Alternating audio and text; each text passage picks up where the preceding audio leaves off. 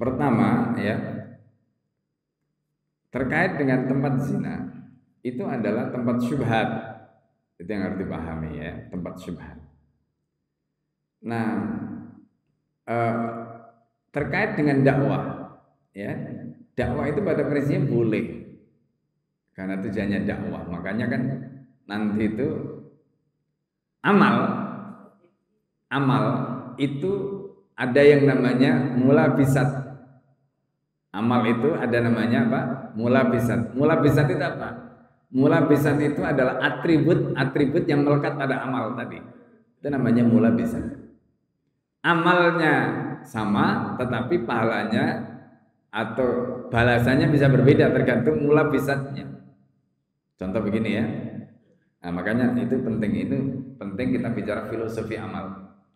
Misalnya begini, ada orang duduk nih ya, duduk itu amal apa tidak?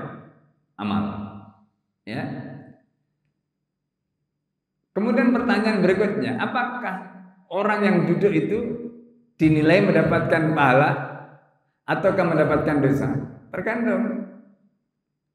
Kalau dia duduk iktikaf di dalam masjid, ngaji seperti ini, niatnya thalabul ilmi, dapat pahala apa tidak? Dapat. Ya.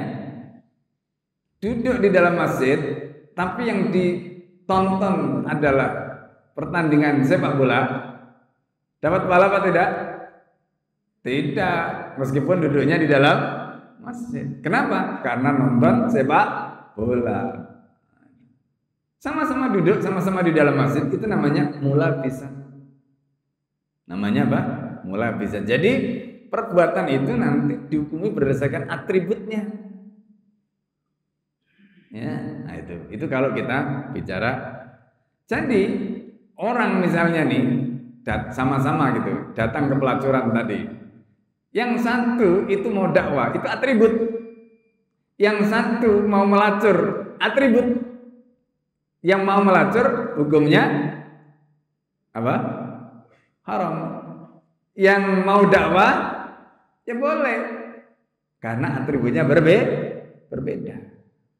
Nah, itu cara memahaminya begitu. Meski karena ini tempat subhat, orang kadang-kadang curiga, loh itu ustaz kok ke tempat pelacuran. Nah, makanya di situ nanti perlu dijelaskan. Itu perlu dijelaskan. Karena dalam perkara syubhat, untuk izalatul syubhat, ya, untuk menghilangkan syubhat itu butuh penjelasan. Contoh ya, suatu ketika Nabi itu malam-malam ngobrol berdua di Masjid Nabawi. Dengan siapa? Sofia. Sofia itu siapa? Istrinya Nabi. Siapa Sofia? Istri Nabi dari putri ya orang Yahudi. Itu Huyai bin Akhtab. Itu orang tuanya. Makanya namanya Sofia binti Huyai bin Akhtab. Terus ada sahabat memergoki Nabi sedang berduaan karena gelap kan zaman itu, belum ada lampu kan sekarang. Jadi sahabat itu nggak tahu Nabi itu ngobrol sama siapa. Pokoknya sahabat itu kelihatan apa mencurigakan lah gitu kan. Orang itu kalau Nabi ini kan bisa membaca ya, Nabi ini bisa membaca psikologi orang gitu. Kelihatan sahabat ini jalannya kok ya cepet gitu, terus sambil mungkin nggak melihat atau apa, dan tahu sih itu Nabi, tapi perempuan ini siapa dia nggak tahu. Akhirnya Nabi menghentikan sahabat itu.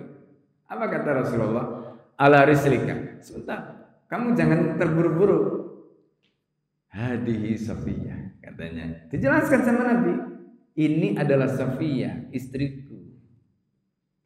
Kalau Nabi tidak menjelaskan begitu, nanti sahabat ini bisa cerita di luar. Tadi saya lihat Nabi berduaan sama perempuan. Oh, ya, jadi fitnah enggak? Fitnah. Kenapa jadi fitnah? Karena ngomongnya begitu. Tadi saya melihat Nabi di masjid sama perempuan, gelap-gelap lagi gitu. Jadi fitnah. Nah, Nabi langsung ke sana. Itu namanya syubhat. Karena itu maka kemudian bagaimana caranya untuk menghilangkan syubhat tadi? Dijelaskan. Siapa dia? Ini Sofiyah, istriku. Begitu caranya. Nah, jadi kalau orang tadi itu pengen supaya tidak ada syubhat, ketika dia mendekati tempat pelacuran tadi, dia katakan, saya mau dakwah. Gitu. Saya mau dakwah. Ya kan? Atau kalau perlu pasang spanduk. Supaya apa? Enggak ada syubhat gitu. Ngapain ke situ?